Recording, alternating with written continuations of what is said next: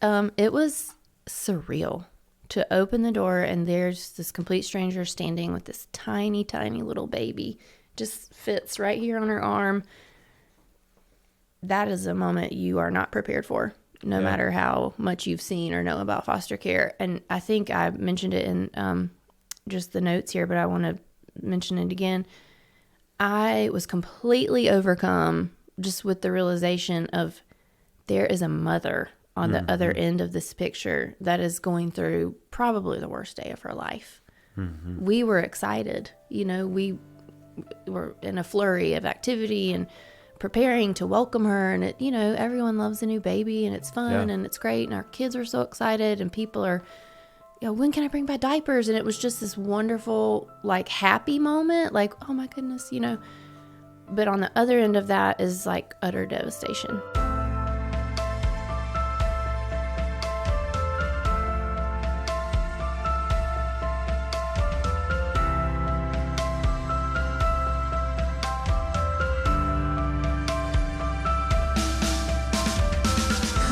And welcome to Miracles from the Hill podcast, where we share raw stories that display the anatomy of God's grace here at Miracle Hill Ministries. If this is your first time joining us, please subscribe. And of course, you can like, comment, and leave a review.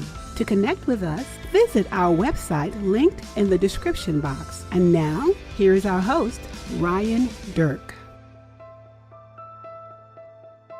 Greetings, listeners, and welcome back to Season 3 of the Miracles from the Hill podcast. This season, we're diving into the experience of homelessness for children across our land. We appreciate each of you. If you're new, welcome to the podcast. If you're returning, thanks for coming back. Please reach out to us and give us any feedback. You can contact us at podcast@miraclehill.org. Certainly, we'd love if you would follow our show and leave a review. Both of the actions help to spread the content more. But we are going to jump right into our story. Today, we are blessed and joined by Heather Tomlinson. Good morning, Heather. Good morning. Thank you for being here with us. We're going to leave a lot of Heather's story in the story, but she is married to Graydon. They have 4 kids, and hers is going to be a foster care adoption story. Heather, what is something interesting about yourself that the audience would want to know or find interesting? I think probably the most interesting thing that's different than other people might have is that I was in a bowling league in middle school. Yes. I had my own ball and my own shoes. Okay. And I was really good. Now, do you still bowl? No, not at all. Not at all? Not at You've all. given up the ghost for bowling? I did. Oh, man, I feel like you should get back into it. I feel like that's in your future somewhere. Yeah. Okay, we're going to jump straight into Heather's story. How in the world did you and Graydon become foster parents? So it was kind of a gradual thing. We both work at First Presbyterian Church, and we both worked there a number of years. And I work specifically for the children's ministry there. So I'm really blessed to work with a team of people that are really more like family. And just in that role and in that relationship with my team, just kind of observe them. They're all really passionate about foster care and adoption and really kind of just serving those children, vulnerable children. So they've all kind of done it. My direct supervisor has adopted 2 children. One of the other ladies I work with, Evelyn, I think was on the podcast or is going to be on the podcast. She has fostered and adopted, fostered several, adopted 1. Another girl fostered and adopted and is now fostering. So we just saw it being done. And I think maybe for some people, I know for me and my husband, it seemed like a foreign concept. We're growing up. Sure. We don't really know anybody that's being fostered. We don't have any friends necessarily that have been through that. And so it almost seems like, oh, well, weird people do that. That's weird or that's hard or, you kind of hear like the bad stories when you're not around it a lot. So I think being around it and seeing, oh, this isn't weird. This is people loving people that need it and it looks like they're just doing their regular life. We could do this, it became more of a real possibility because we were around it. And if it's weird, it's the best kind of weird, Yeah. right? I agree. Something you said that's super important. It is tough, right? Yes. Like you hear the stories because the stories exist. It's not for the faint of heart, but man, nothing Jesus did was for the faint of heart, right? Certainly lines up with who he is. So walk us through kind of what that process looked like to become foster parents. So we started talking about it. I think initially, probably a little more so than me. My husband was more hesitant initially because we already had 3 of our own biological children, and it's a lot of work. Yeah. I mean, it's a lot of work to have children at all, and much less 3 children, and they're busy and active, and we both work full time. So I think he was just kind of more thinking, how is this going to practically work out? Financially, how is this going to work out? He just had really some practical concerns. So our compromise there was that we were going to go slow and just take our time. And there's a lot of paperwork. Yes, there is. You don't just, sign up on Tuesday and you're licensed on Wednesday. It doesn't work like that. It takes a long time. You have to get a lot of documents and attend classes. You have to do a lot of things. So we went so slow. In fact, I think it took us 3 or 4 years. I mean, it was really a long.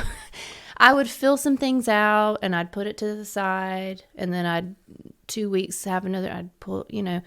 I went so slow that things expired and I had to redo them. Yeah. So when people say, "Well, how long did it take you?" I say, "Don't ask me. I'm a bad case." It took a really long time, but that was our fault and our intention, really. It was the Lord's timing for your particular story. It was.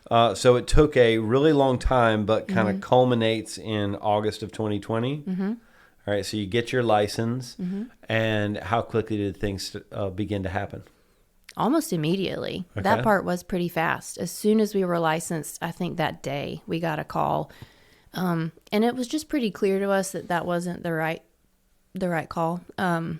We had some things that were hard-nosed for us where we felt like we would not have been able to serve that child adequately. Just some like extreme disabilities and that kind of thing. And that child deserved more than we could give them. So that was a pretty easy no for us. I hope somebody was out there that could take that child and give them what they needed. And then we got a couple more calls, very similar, just knowing pretty much right away that wasn't the situation we were going to be called to.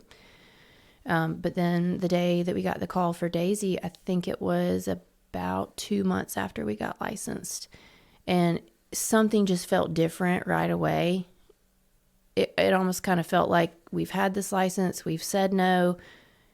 Something about this feels now or never. And I think that was probably the Lord just putting that on our heart. Like, this is it. This is what I wanted for you, Can you articulate what was said to you about this child that resonated? Do you remember? Like, what you say it felt different, but certainly something had to be communicated to you. I don't want to misremember it, but I am pretty sure no one's ever asked me that. So that's really interesting. And I think I'm kind of finding this out for myself right now. For me, it might have been when they said this is their first child. And the mother is, she's devastated. She's going to work so hard. She really doesn't want this. She's, really serious about, and I don't know, something about that kind of resonated with me. With your mama's heart. Yeah. Right? So you agree. And then how quickly is Daisy on the doorstep? 3 hours. 3 hours. Yeah. Okay, so fast. I'm sure that was a fun conversation with Graydon. Oh, by the way, the baby's already here. The baby's here. Okay, so walk us through kind of those early days, hours. It was surreal to open the door and there's this complete stranger standing with this tiny, tiny little baby. Just fits right here on her arm. That is a moment you are not prepared for, no matter how much you've seen or know about foster care. And I think I mentioned it in just the notes here, but I want to mention it again. I was completely overcome just with the realization of there is a mother on the other end of this picture that is going through probably the worst day of her life. We were excited. We were in a flurry of activity and preparing to welcome her. And, everyone loves a new baby and it's fun and it's great. And our kids are so excited and people are, when can I bring back diapers? And it was just this wonderful, like, happy moment. Like, oh my goodness, But on the other end of that is like utter devastation. And knowing when I brought my children home, what if I had then had to hand them to a stranger and I don't know where they are? Yeah. I don't know what's happening to them. I don't know what kind of situation they're being welcomed into. I just almost couldn't even handle that in that moment. It was really, really strange. Overwhelming. Yeah. To be so happy. We were happy, but also just devastated. So, the courts are in the midst of this. And you've got the mother, Gina, over here on one side, and you got you guys on the other side. But pretty quickly, you start communicating to the mother. I don't remember specifically how it played out. I know that I expressed a desire to have some type of communication with her. I think I wasn't really sure the best way to go about that. I mean, obviously, there were some lifestyle things that I was a little hesitant to be too closely involved with at that point. But I did want to have communication with her. I wanted her to see Daisy and know, these are the things that are happening in her life. This is how we're caring for her. These are little milestones that she's hit. I wanted her to feel a connection with Daisy still. I felt like of anything I could do for Gina, that would be the best way to encourage her. Of like, here she is, and you're connected with her, and you're not missing anything. You're missing as little as possible, I guess. So I don't know if she brought it up or I brought it up or who brought it up, but somehow it got set up that we would have an email and I could write all that down and send her pictures and videos. The videos were a little harder. They took up a lot of space, that kind of thing. And I decided, okay, every Saturday I'm going to send her an update. Here's what she did this week. Here's what size diapers she's in. Here's pictures of all the things, here was her first day at nursery school. We went to the park, just she's eating 8 bottles a day, 6 ounces at a time. She's a good burper. I mean, just anything I could think of. I really tried to put it all in there so that she would almost have that record as she grew of like, I was right there with you, as best she could. Was she replying to those communications? Yeah. She would reply and she would always thank me very profusely, tell me how much she appreciated it. And then she would tell me some things, on her end that she was trying to do and that kind of thing. Okay. So, one of the things that I think is so fascinating about these stories, but particularly yours, right? So you've got your heart to help kids in the midst of this, right? Specifically, you've got Daisy. You've got what you're articulating as this mother's heart over here that is experiencing loss, right? And you got to be torn emotionally, right? Like you want what's best for this baby, but you understand the pain over here.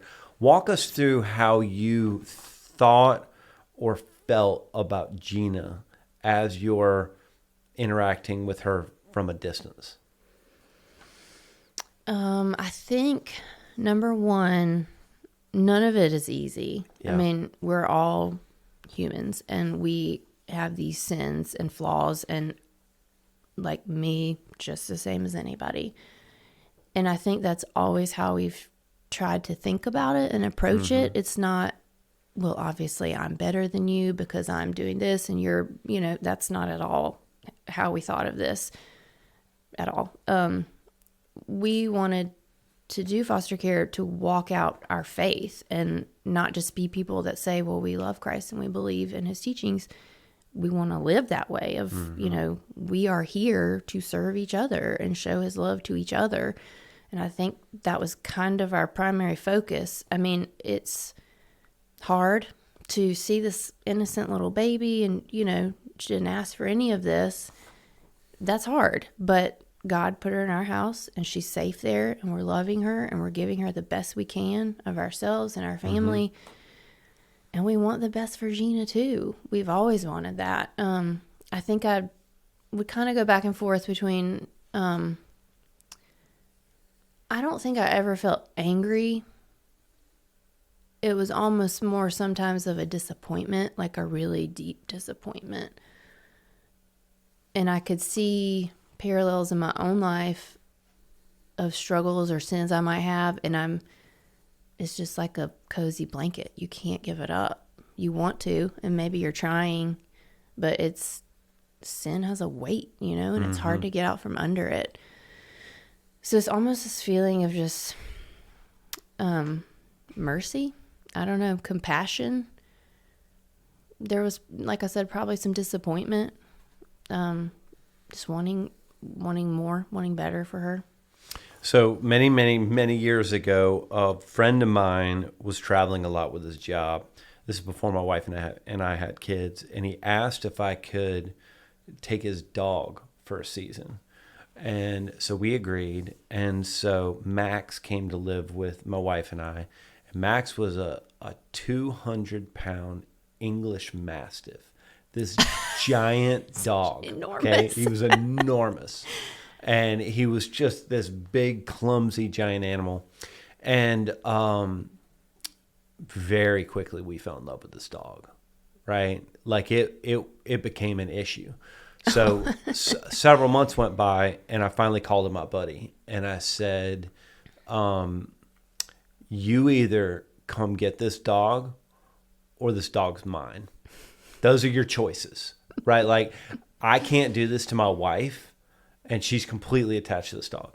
And so I imagine that you're dealing with the same emotions, right? Like, people get into foster care, for a variety of different reasons, but it's very clear at the onset that foster care is temporary. The goal is reunification, right? And you know that, but you've got this human in your house that you're caring for, like her mother. And so walk us through kind of those emotions of getting attached, recognizing it was temporary, maybe struggling with what does this look like long term? I mean, you said it. It's very hard. It's very difficult. It's not like you can sort of reconcile it and just move on. It's all settled. Every day you have to wake up and literally tell yourself the words, this is God's story, not mine. What I want is not what's the most important here. I think there is a good amount of fear, especially as you get the longer you've had a child, because you're attached, you're bonded, and you love them. And it's very hard to think about giving something you love into an unstable or unsure environment, But I never doubted that Gina also loved her. I never doubted that. I think fear is probably the main emotion I can think back on from that time of, I don't know how this is going to turn out, and I really don't have control of it. Yeah. And so I don't know how people could foster that don't have a Christian faith, because the only thing that helps my husband and I kind of process all of that is truly knowing that God loves Daisy more than we do. And he loves Gina more than we do. And he loves, each of our children more than we do. And he's not going to let this turn out not for Daisy's good and not, So I think having to truly trust that and not just say those words of, Lord, your will be done. But we've got a lot of skin in this game. Yeah. So please let your promises be true, that you love her and you do want the best for her, and you are writing a better story for her than we could. I think truly being aware of the fact that I am not capable of making the best decisions for my life necessarily. That is God's, his will in my life to do the things that he wants for me to do. I don't think I'm explaining it well, but just truly embracing and living like we are here for like what God's wants in the situation, and trusting that he'll have it play out. And today it's caring for Daisy. Yeah. And tomorrow it might not be. Yep. So in the midst of that, you're in regular contact with DSS, and I'm sure they're giving you updates on Gina's pursuit of reunification. This early on, does the conversation start becoming about TPR? Do they start saying this might become permanent, or is it still really high up in the air and nobody knows? It was very up in the air for a long time. And Gina was very serious, about reunification. And that was kind of the main thing I think that DSS really focused on for the first 6-9 months is, she really wants this. She's working towards it. She's trying. She never missed one visit. We did weekly visits, which I don't think, I think most of the time it's like twice a month or something, but she never missed one. She was always bringing her little bags with like diapers and clothes to send with us. I mean, so I felt pretty sure that that's where it would go. Yeah. So I think my energy was more directed at just making sure that she was on the right, DSS can't tell you a lot. That's kind of protecting Gina's privacy. But what they could tell me of how was there a drug test? Like, how did that go? And, I wanted those reassurances that it was a safe, situation on the other side, just thinking that Daisy would go back. So certainly, you talked about kind of the day by day thing and the Lord's protecting your heart. Are you kind of simultaneously protecting your own heart? Yeah, I think so. That doesn't mean we didn't love her. Sure. The same. I think that was kind of a revelation to sit and process that when the conversation did become about TPR of, if this had been in the discussion from the get-go, what would I have done differently? Nothing. I mean, that was kind of crazy. I thought I was protecting my heart and, maintaining like a barrier to this is Gina's, baby. And oops, I wasn't,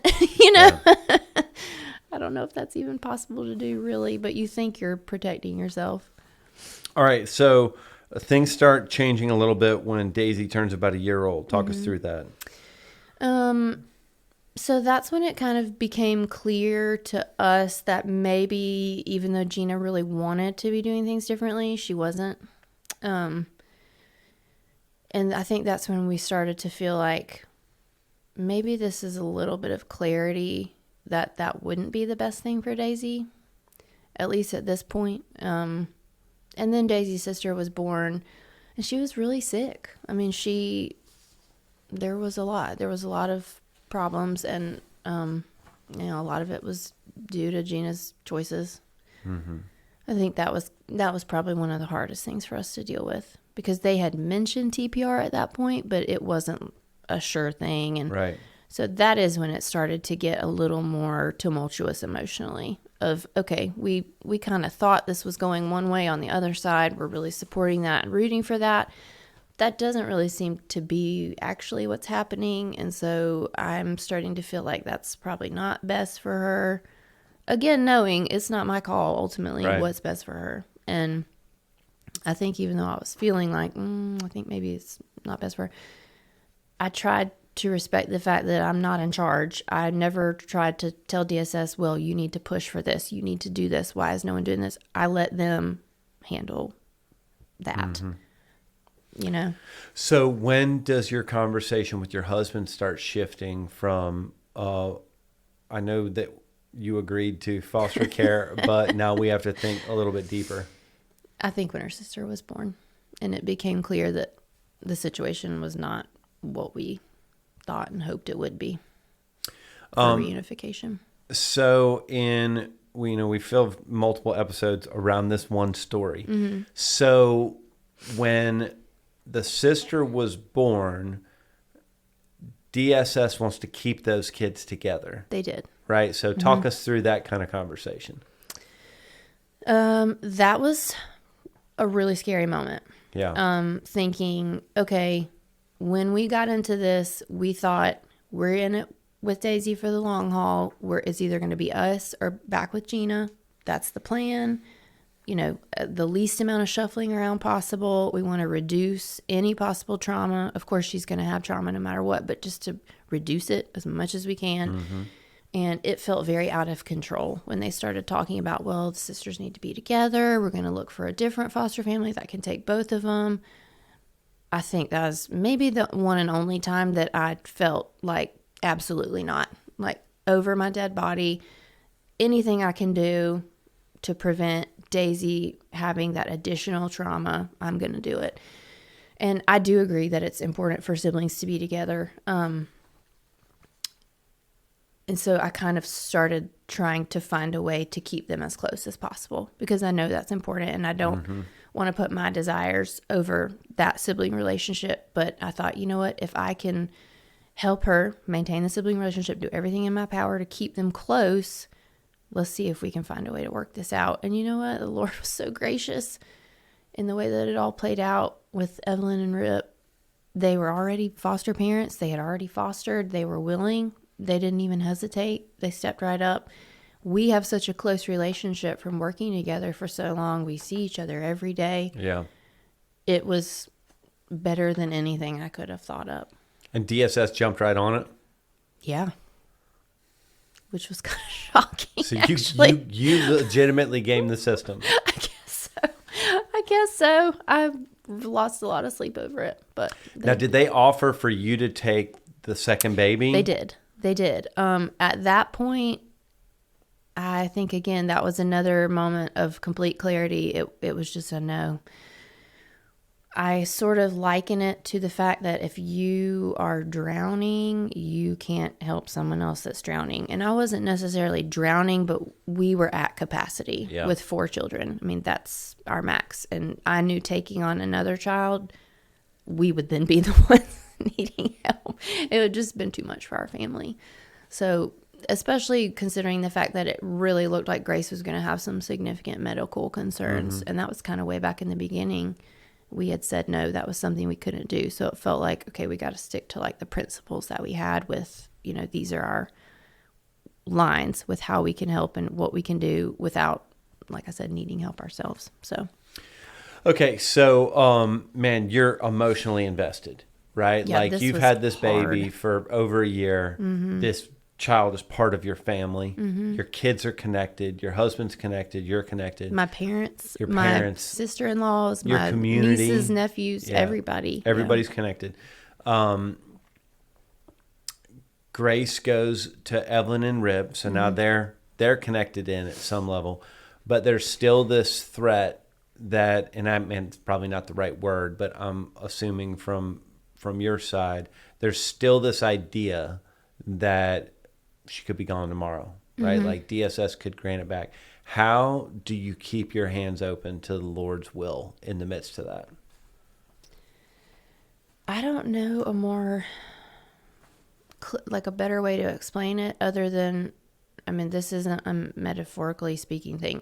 Literally every day I would wake up and say, okay, this is what's going to happen today. These are the decisions that are going to be made today. That decision is going to be made tomorrow. Or, if there was a court date 3 weeks from now, I'm not thinking about that. I can't think about that. I need to think about today. I need to wake up. I need to pack 4 children's lunches. I need to get them dressed. I need to remember their coats. They're going to school. I didn't know any other way through it. I mean, because like I've said, I felt like I truly had to trust God, and that meant not trying to pull the strings. Like, I trust you, but let me just send this email real quick and see what, no. This is what I'm doing today. Today we have a visit. I need to make sure, she has her baby and her passy and the things that she'll need for a visit. And when she gets back in the car, I'm going to say, how did it go? Whatever they tell me, that's the information I get, It was hard. That is not my nature. I'm a very nosy person by nature. I just like to know what's going on. But I'm really grateful that that's the way it happened, because I think the Lord used it. I have grown up more than, I'm 38 years old. This was like a year ago. So, but more than any other time in my life, it was like, look, you're capable of more than you think you are. And you're trusting me might show somebody else something they need to see about what it looks like to actually trust me, and not trust me with an asterisk beside it. So, Heather, I'm going off script. That's okay. So your other 3 kids. So how old are they? 3 questions. How old are they? I'm sure you guys talked to them before you decided to foster. And then what are they thinking at this point in the process? Like, this is their little sister at this point. So kind of walk us through that with the kids. Okay, so my oldest, Mally, is 12. And then I have 2 boys, Lincoln and Tucker. Lincoln is 9, Tucker's 7.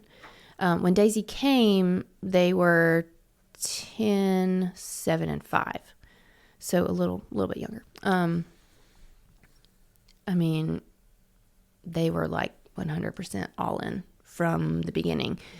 I think that if Daisy had gone back, the devastation would have been real. I mean, they actively did not want her to go back. And so that was like heartwarming in a way to see just how completely children can embrace this concept, knowing this might not be permanent, this is our sister. We want her to be our sister. We don't want her to go back.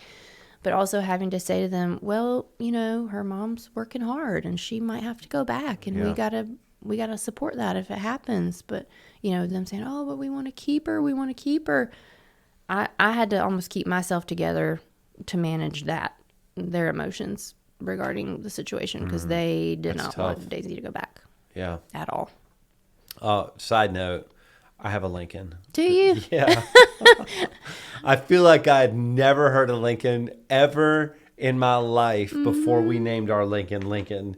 And now I hear one like once every few months. Same. Same. Our neighbor is named Lincoln. Is that right? We named our Lincoln after, I'm sorry, this is a side note, rabbit trail, but in our church before the one we're in now, there was a pastor that had a son named Lincoln, and I had never heard it. I thought it was the coolest, strongest name, and now there's Lincolns everywhere. So yeah. That's fine. Yeah, Everybody likes strong and gentle. Yeah, that's true. That's why we picked it. That's exactly how my Lincoln is. Okay, back on subject. Okay, so then things start shifting in court. Walk us through that.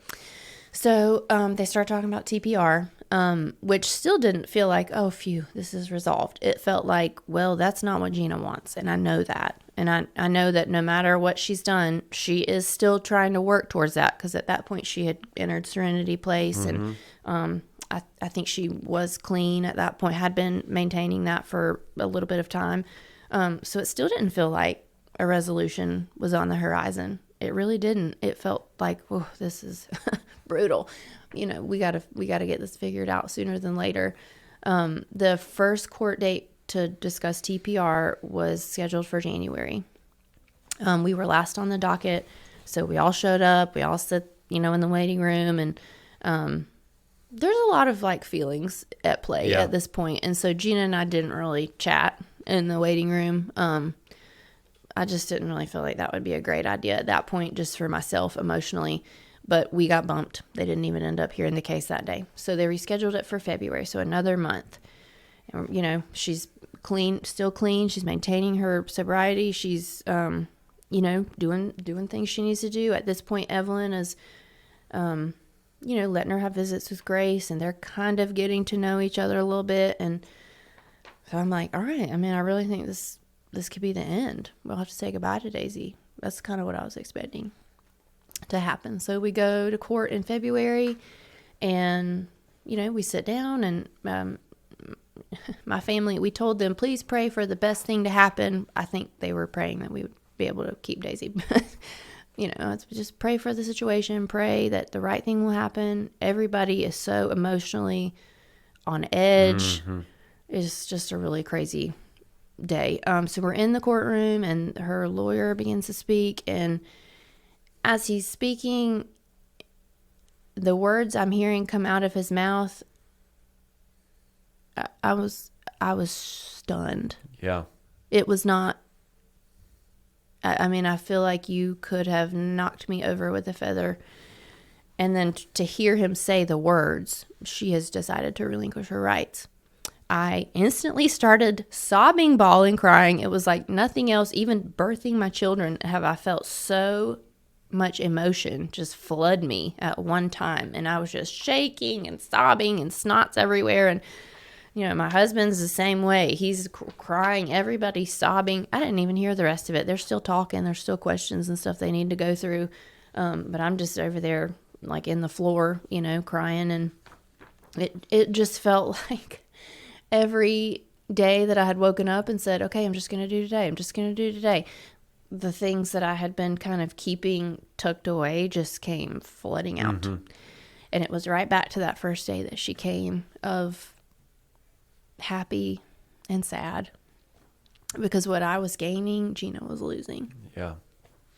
So did you and Graydon, had you already essentially committed to each other that if she was free to adopt, that you would pursue it? Yes. I think even though when we started fostering, it was not at all our intent to adopt. Right. We truly just wanted to be like a safe space. Jesus doesn't care what we want. No, he doesn't.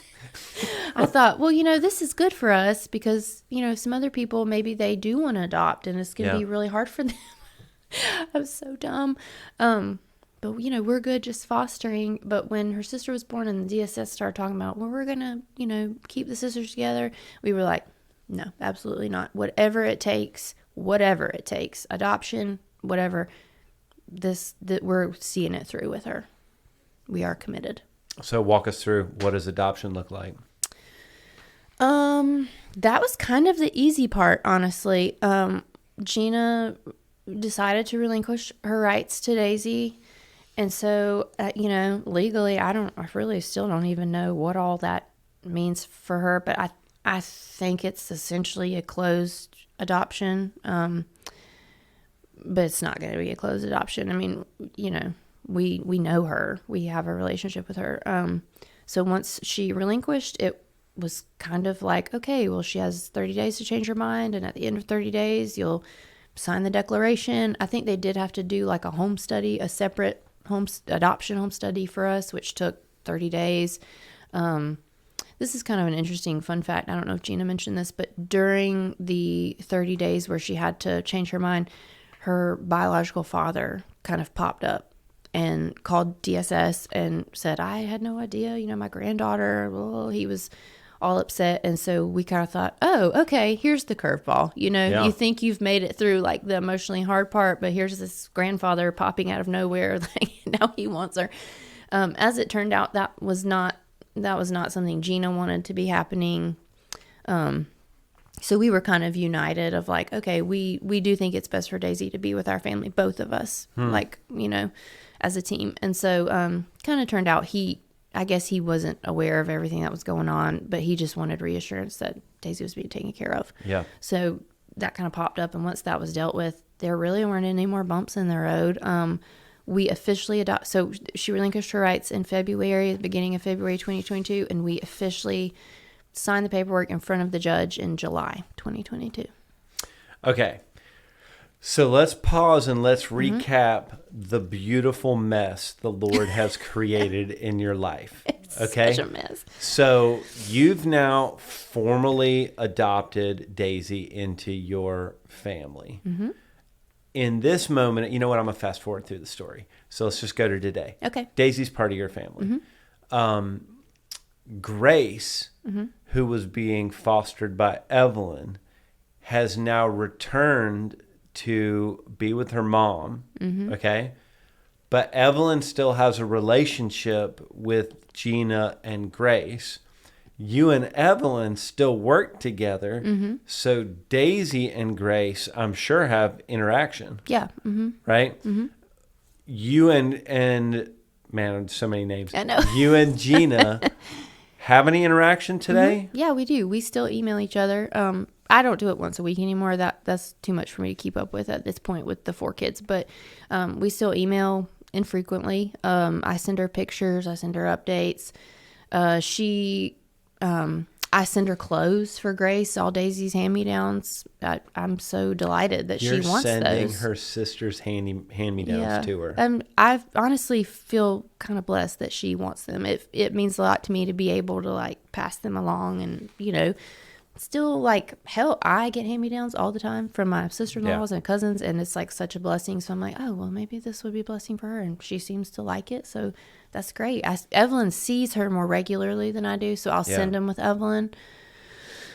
She sent Daisy a little Valentine thing. I think that was this year, maybe last year. She sent her a Christmas gift. She wrapped it, and I put it under the tree, and I told Daisy, this is from Mama Gina, and I don't know what we're going to call it. I guess just Gina. I don't know.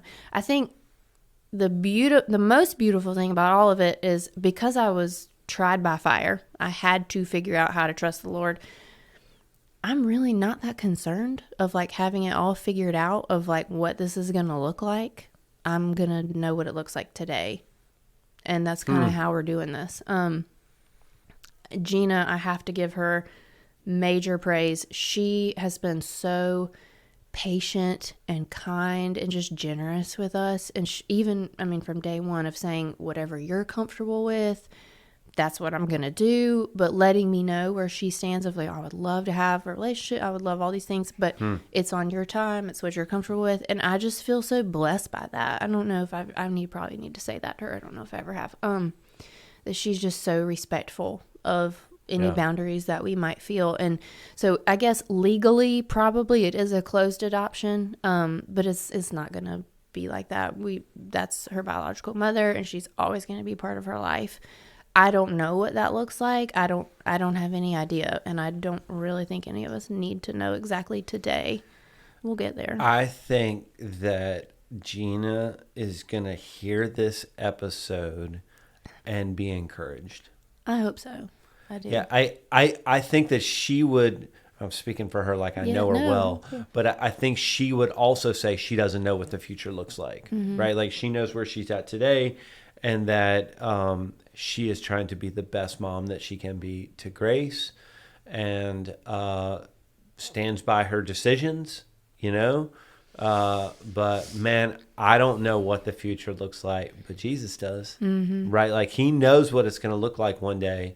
And I love this aspect of seeing the ministry unfold across Miracle Hill because it's not cookie cutter, right? No. Like it's broken and hard, but so beautiful that God builds what relationships he wants, right? Not man, not what man wants, what he wants. And man, what a beautiful story, right? Of God's grace in your life, in Daisy's life, all the names. Okay. What would you say to the next Gina who just lost her baby to foster care?